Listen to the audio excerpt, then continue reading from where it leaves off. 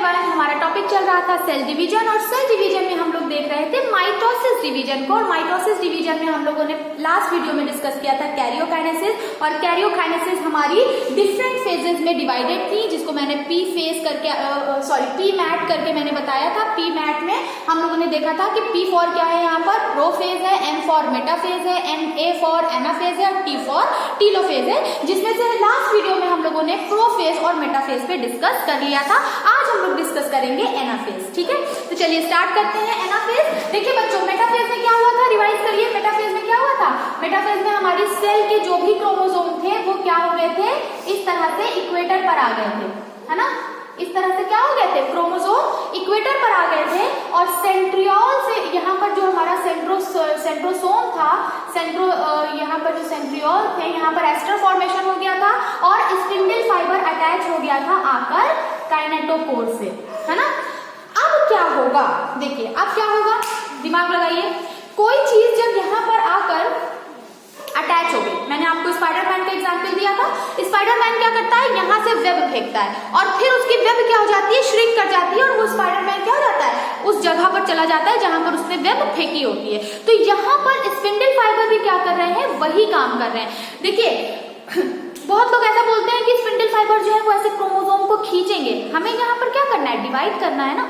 तो यहाँ पर कोई खींचाव या कोई फोर्स नहीं लग रहा है, यहाँ पर बस सिंपल क्या होता है, स्पिंडल फाइबर जाकर अटैच हो गया काइनेटोकोर से और स्पिंडल फाइबर जो है वो अब धीरे धीरे श्रिंक होना शुरू हो जाएगा। तो आप इमेजिन करिए कि जब यहाँ पर इधर का स्पिंडल फाइबर इधर श्रिंक होने लगेगा और इधर का स्पिंडल फाइबर इधर श्रिंक होने लगेगा, तो क्रोमोसोम बेचारे अलग होने लगेंगे, बीच से क्या होने लगेंगे, टूटने लगेंगे। और जैसे ही टूटना स्टार्ट होगा वो स्टेज हमारी कौन सी कहलाएगी, एनाफेज। चलिए देखते हैं एनाफेज में क्या होगा। चलिए देखिए ये है, ठीक है, ये सेल है। न्यूक्लियर मेम्ब्रेन वगैरह तो प्रोफेज में ही गायब हो गई थी, मेटाफेज में तो कुछ भी नहीं दिख रहा था हम लोगों को। यहाँ पर क्या था, हमारा क्रोमोसोम था। चलिए बना लेते हैं सुंदर सा।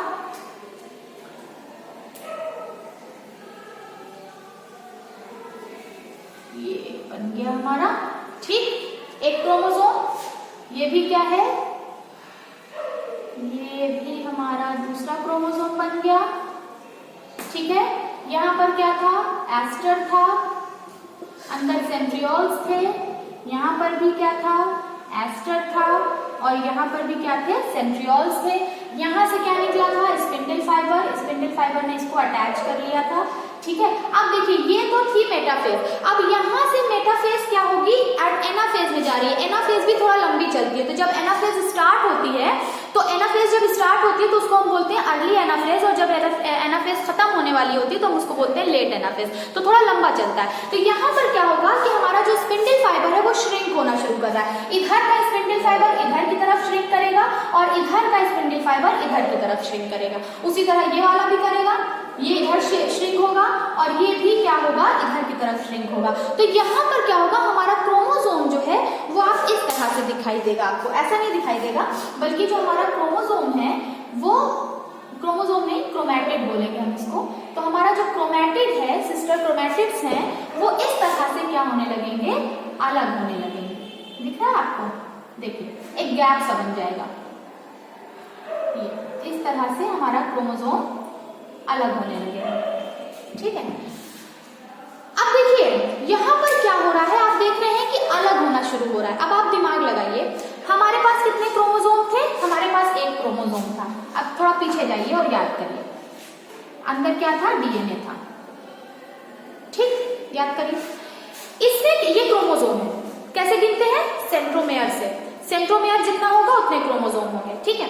एक सेंट्रोमेयर एक क्रोमोसोम, इसलिए गया था कहाँ, एस फेज में। एस फेज में इसने क्या किया था, इसने कॉपी नहीं बनाई थी, बल्कि इसके डीएनए ने क्या कर ली थी, कॉपी बना ली थी। इसके डीएनए ने अपनी कॉपी बना ली थी, रिप्लिकेशन कर लिया था। और फिर यहाँ पर प्रोटीन लग गई थी, तो हमारा क्रोमोसोम जो है वो इस तरह से दो फॉर्म में दिखाई देने लगा था, जो जिन्हें भी अभी हम लोग यहाँ पर देख रहे हैं, ठीक है। यानी जैसा डीएनए ये है वैसा ही सेम कैरेक्टर वाला ये भी है, ठीक है। तो यहाँ पर अब क्या होगा कि दोनों क्रोमोसोम क्या हो जाएंगे, अलग हो जाएंगे, ठीक। कैसे अलग होंगे, स्पिंडल फाइबर इधर से खींचेगा, स्पिंडल फाइबर इधर से खींचेगा। तो सेम कैरेक्टर वाले क्रोमोसोम क्या हो जाएंगे, जो सेम कैरेक्टर वाले, इनको हम क्या बोल रहे थे, इनको हम बोल रहे थे सिस्टर क्रोमैटिड्स। ठीक है। ये आपस में क्या थी, ये सिस्टर थे, क्योंकि बंधे हुए हैं ना तो हमने इनको सिस्टर क्रोमैटिड्स बोल लिया था। तो यहाँ पर जो सिस्टर क्रोमैटिड्स थे, ये सिस्टर क्रोमैटिड, इनको स्पिंडल फाइबर ने क्या किया, एक ने इधर खींचा, एक ने इधर खींचा। तो ये अब क्या होने लगे बेचारे, स्टार्ट होने लगे कि ये इनको क्या होना है, अलग होना है। ठीक है, अब देखिए यहाँ पर क्या होगा, ये क्या है हमारी अर्ली एनाफेज। ठीक है, अब अगर मैं यहाँ पर लेट एनाफेज बनाऊं, अब समझिएगा ये एनाफेज ही चल रही है बच्चों हमारी। ठीक है, तो स्पिंडल फाइबर क्या हो रहे हैं, छोटे हो रहे हैं, छोटे हो रहे हैं। तो यहाँ पर ये क्या हो रहा है, यहाँ पर ये सेंट्रियोल है, ये क्या कर रहा है, अपने स्पिंडल फाइबर से इसको खींच रहा है इस तरह से। समझ में आ रहा है बच्चों, ये देखिए ये स्पिंडल फाइबर छोटा हो गया, तो ये क्या हो गया, ऊपर की तरफ चला गया। इसी तरह यहाँ का जो सेंट्रियोल था, यहाँ पर भी क्या होगा, क्रोमोसोम इस तरह से इधर की तरफ आ जाएंगे। इधर वाले ने मतलब नीचे वाले ने नीचे की तरफ खींचा, फोर्स नहीं लगाया, श्रिंक किया, और ऊपर वाला ऊपर की तरफ श्रिंक हो गया।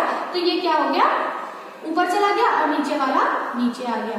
देखिए ये,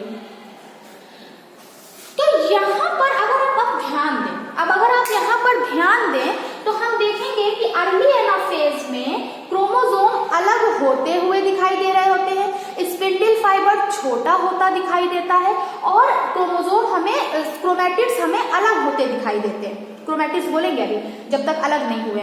जब ये अलग हो जाएंगे तब हम इन्हें क्रोमैटिड्स नहीं, तब हम उन्हें इंडिविजुअल क्रोमोसोम कहेंगे। फिर जैसे ही हमारी एनाफेज आगे बढ़ती है, हमारी एनाफेज किस में बदल जाती है, लेट एनाफेज स्टार्ट हो जाती है। मतलब अर्ली एनाफेज, जब एनाफेज शुरू हुई, जब एनाफेज खत्म होने वाली है उसे लेट बोलेंगे। तो लेट एनाफेज जाते जाते क्या होते हैं, क्रोमोसोम अपने पोल पर जा चुके होते हैं। ठीक है, मेटाफेज में क्या था कि क्रोमोसोम इक्वेटर पर आकर लग जाते हैं, स्पिंडल फाइबर अटैच हो जाता है। एनाफेज जब स्टार्ट होती है तो हमें क्रोमोसोम अलग होते हुए, सेपरेट होते हुए दिखाई देते हैं, और लेट एनाफेज तक क्रोमोसोम पूरी तरह से क्या हो जाते हैं, सेपरेट हो जाते हैं एक सेल के अंदर। यानी आधे नहीं, मतलब कि एक क्रोमोसोम, एक और ये वाला, मतलब एक ये इंडिविजुअल और एक ये इंडिविजुअल क्रोमोसोम इधर अपने पोल पर चला गया, एक इधर अपने पोल पर चला गया। तो यहाँ पर एनाफेज में क्या होता है कि क्रोमोसोम अपने पोल पर जा चुके होते हैं। एक और बहुत यूनिक चीज यहाँ पर हुई है, अगर आप ध्यान दें तो मैंने आपको बोला कि हमारे पास नंबर ऑफ क्रोमोसोम एक सेल के अंदर, ह्यूमन सेल की बात मैं कर रही हूँ, तो हमारे एक ह्यूमन सेल के पास नंबर ऑफ क्रोमोसोम कितने होते हैं, 46। मैंने आपको स्टार्टिंग में ही बताया कि मैं पूरा 46 तो यहाँ पर नहीं बनाऊंगी, 2 ही हम लेकर चल रहे हैं, और हम ये मान के चल रहे हैं कि 46 में भी यही सारा कार्यक्रम चल रहा है। ठीक है, अगर आप ध्यान दें तो यहाँ पर क्रोमोसोम क्या हो गया है, जैसे ही हमारा क्रोमोसोम अलग हुआ, यहाँ पर नया सेंट्रोसोम बन गया, सेंट्रोमेयर बन गया, यहाँ पर अपना अलग अलग नया सेंट्रोमेयर बन गया। और ये सेंट्रोमेयर जो है किसको डिनोट करते हैं, जितना सेंट्रोमेयर उतने क्रोमोसोम। तो अब हम इन्हें सिस्टर क्रोमैटिड्स नहीं कहेंगे, सिस्टर क्रोमैटिड्स तो ये तब थे जब ये जुड़े हुए थे एक सेंट्रोमेयर से। जब ये सेंट्रोमेयर से अलग हो गए और इन्होंने अपना सेंट्रोमेयर डेवलप कर लिया, तो अब हम इन्हें क्रोमैटिड्स ना कहकर क्या बोलेंगे, क्रोमोसोम बोलेंगे। तो यहाँ पर कितने क्रोमोसोम दिख रहे हैं, 1 2 3 4, है ना, और कितने क्रोमोसोम थे, 46 का जस्ट डबल। यानी एनाफेज एक ऐसी स्टेज होती है जहां पर नंबर ऑफ क्रोमोसोम क्या हो जाते हैं, जस्ट डबल हो जाते हैं थोड़ी देर के लिए। ठीक है, तो ये क्वेश्चन भी कभी कभी पूछता है कि सेल डिवीजन की वो कौन सी स्टेज होती है जहां पर number of chromosome just double हो जाते हैं। तो बच्चों वो स्टेज हमारी होती है लेट एनाफेज की। एनाफेज भी नहीं बोलेंगे हम, लेट एनाफेज बोलेंगे एक्यूरेट आंसर के लिए, कि लेट एनाफेज में हमारा क्रोमोसोम थोड़ी देर के लिए हमको क्रोमोसोम जस्ट डबल दिखाई देने लगता है, क्योंकि ये पूरा प्रोसेस किसमें चल रहा है, 46 क्रोमोसोम इसी तरह डिवाइड हुए हैं। 46 में से 46 क्रोमोसोम ऐसे थे कॉपीज बनाकर, अब 46 में से 46 नीचे आ गए तो और 46 ऊपर चले गए। तो हमारे पास अगर हम टोटल नंबर ऑफ काउंट करें सेंट्रोमेयर, तो कितने सेंट्रोमेयर हमको मिलेंगे, 92। तो यहाँ पर क्या होता है कि क्रोमोसोम थोड़ी देर के लिए जस्ट डबल हो जाते हैं। ठीक है, यहाँ पर हमारी एनाफेज खत्म हो जाती है। एनाफेज जब खत्म होती है फिर हम पीमैट पर आते हैं, हम देखते हैं प्रोफेज, मेटाफेज, एनाफेज कंप्लीट हो गई। अब फिर क्या स्टार्ट होगी, टीलोफेज स्टार्ट होगी। अब देखिए टीलोफेज में क्या होता है, ये वाला मैं बना रहने तो ये वाला बना रहने देते हैं। ठीक है, यहीं से स्टार्ट करेंगे।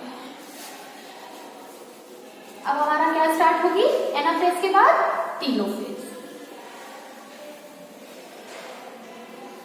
बहुत ध्यान से समझिएगा, पॉज करके रिवर्स करके देखिएगा और समझने की कोशिश करिएगा कि किस तरह से हमारी सारी स्टेजेस को वन बाय वन हमारी सेल कंप्लीट करती है और फिर वो दो पार्ट में क्या हो जाती है, टूट जाती है। चलिए देखिए, अब हमारी कौन सी स्टेज स्टार्ट होने वाली है, टीलोफेज। अब टीलोफेज में क्या होगा, सेल क्या हो जाएगी, इस तरह से इलॉन्गेटेड हो जाएगी, सेल का स्ट्रक्चर थोड़ा सा ऐसे खिंच जाएगा। ठीक है, यहां पर क्या हुआ था, यहां पर क्रोमोसोम हमारे इधर आ गए थे। अच्छा हाँ, एक चीज और होती है एनाफेज में, फिर मैं भूल गई बताना, सॉरी। एक चीज और यहाँ पर एनाफेज में होती है कि यहाँ पर क्रोमोसोम ऐसे वी शेप का दिखाई देता है। भाई यहाँ से कोई चीज पकड़ के खींच रही है तो क्रोमोसोम इस तरह से लटका हुआ ऊपर जाता है ना, यहाँ पर क्या होगा, क्रोमोसोम ऐसे लटका लटका ऊपर चला गया, नीचे वाला भी इस तरह से नीचे चला गया। ठीक है, तो यहाँ पर क्रोमोसोम ऐसे आपको वी शेप का दिखाई देगा। तो कल किसी किसी बुक में लिखा होता है, डिफरेंट बुक्स में, कि वी शेप का क्रोमोसोम किस स्टेज में दिखाई देता है। तो वी शेप का क्रोमोसोम हमें कहाँ दिखाई देता है, एनाफेज में दिखाई देता है। तो ये भी बात याद रखिएगा। अब फिर हमने स्टार्ट कर दिया है टीलोफेज। टीलोफेज में क्या होगा, हमारा क्रोमोसोम यहाँ पर पहुंच चुका है। ठीक है, यहाँ पर हमारा क्रोमोसोम पूरी तरह से कंप्लीट तरीके से अपने पोल पर एनाफेज में ही पहुंच गया था।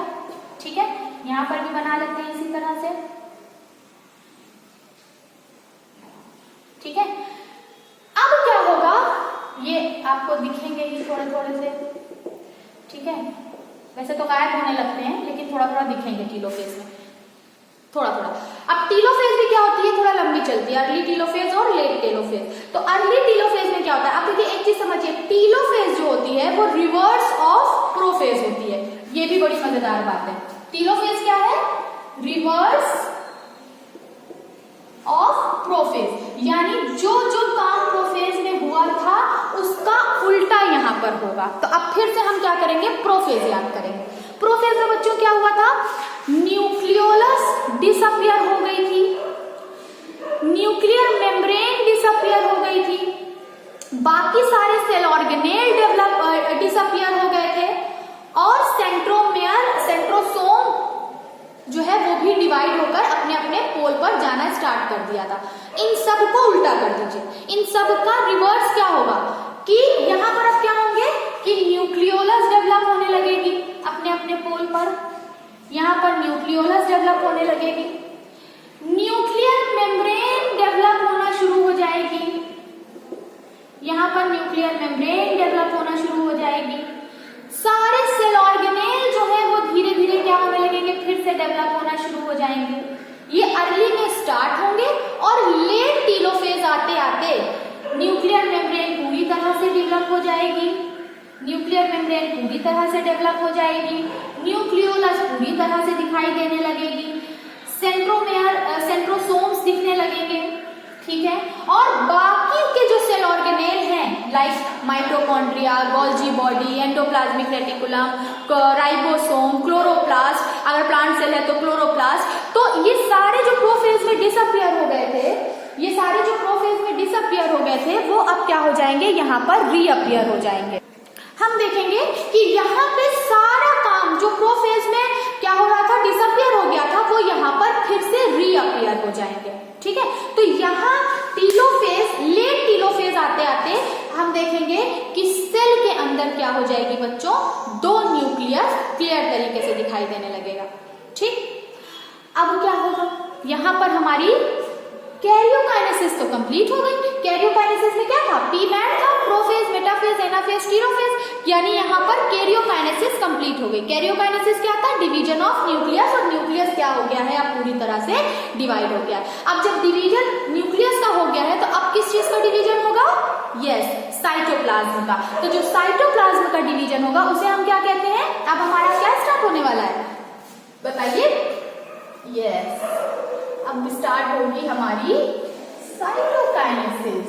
चलिए देखिए, अब स्टार्ट होगी हमारी साइटोकाइनेसिस। अब साइटोकाइनेसिस क्या होगी, देखिए यहीं से देखते हैं। साइटोकाइनेसिस बहुत आसान है, बहुत जल्दी हो जाती है। जब पूरी तरीके से सेल हमारी डिवाइड हो जाएगी तो अब हमारा जो क्रोमोसोम होगा वो क्या होने लगेगा, फिर से अपने पुराने फॉर्म में आना शुरू हो जाएगा, फिर से देखिए इतना क्लियर यहाँ पर दिख रहा है ना। अब मैं यहाँ पर बनाती हूँ आपको। अब जब टीलोफेज से हम आगे बढ़ेंगे, साइटोकाइनेसिस होगी, तो यहाँ पर क्या होगा, इस तरह से सेल के अंदर सेंटर की तरफ एक झुकाव शुरू हो जाएगा, अंदर की तरफ एक तरह का फोर्स डेवलप हो जाएगा सेंटर की तरफ। यानी जो अंदर का जो मटेरियल है ना, वो अपने आप अंदर की तरफ क्या होने लगेगा, श्रिंक होने लगेगा, अंदर की तरफ खिंचने लगेगा। और यहाँ पर जो हमारा न्यूक्लियस था वो अब क्या है, पूरी तरीके से इस तरह से बढ़िया तरीके से दिखाई देगा। एक न्यूक्लियोलस होगी, यहाँ पर भी न्यूक्लियोलस होगी, और जो हमारा क्रोमोसोम है वो अब फिर से क्या किस फॉर्म में आ जाएगा, ऐसे धागे की तरह आपको फिर से दिखाई देने लगेगा। ठीक है, इस तरह से दिखाई देने लगेगा। ये इस तरह से एक दूसरे के ऊपर फिर से, ठीक है। अब क्या होगा, ये जो डायरेक्शन, ये जो इस डायरेक्शन में जो फोर्स लग रहा है, ये फोर्स धीरे धीरे क्या होने लगेगा, डीप होने लगेगा।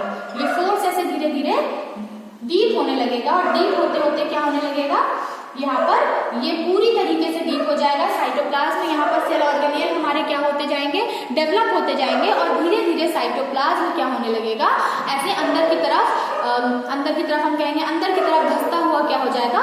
एक टाइम ऐसा आएगा कि ये सेल क्या हो जाएगी, पूरी तरह से टूट जाएगी, और यहाँ पर क्या बन जाएगा, एक सेल यहाँ पर, एक सेपरेट सेल यहाँ पर बन जाएगी, और एक सेपरेट सेल यहाँ पर बन जाएगी। ठीक, तो देखा आपने बच्चों कितना इजीली हमारे पास क्या हो गया, एक सेल हमारी कितनी इजीली क्या हो गई, as it is mother cell की copy, as it is mother cell की कॉपी बन गई।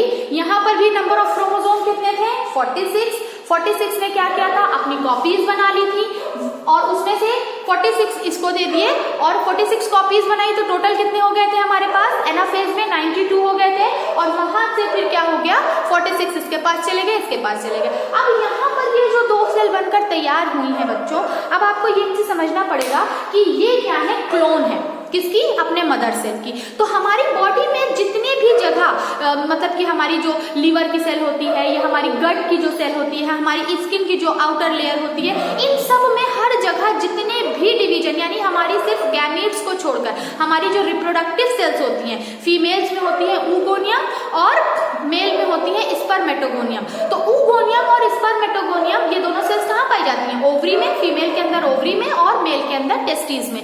स्पर्मेटोगोनियम टेस्टिस में, और ओगोनियम कहाँ होती है, ओवरी में। उनको छोड़कर उन्हें हम साइड में कर दें, तो पूरे शरीर में हर जगह कौन सा डिवीजन चल रहा होता है, माइटोसिस डिवीजन। और माइटोसिस डिवीजन में 2 स्टेज, कैरियोकाइनेसिस होती है और फिर साइटोकाइनेसिस होती है, और हमारी बनने वाली सेल जो होती है वो मदर सेल के बिल्कुल आइडेंटिकल बन जाती है। इस तरह से हमारे शरीर में हर वक्त हर दिन क्या चल रहा होता है, सेल डिवीजन चल रहा होता है।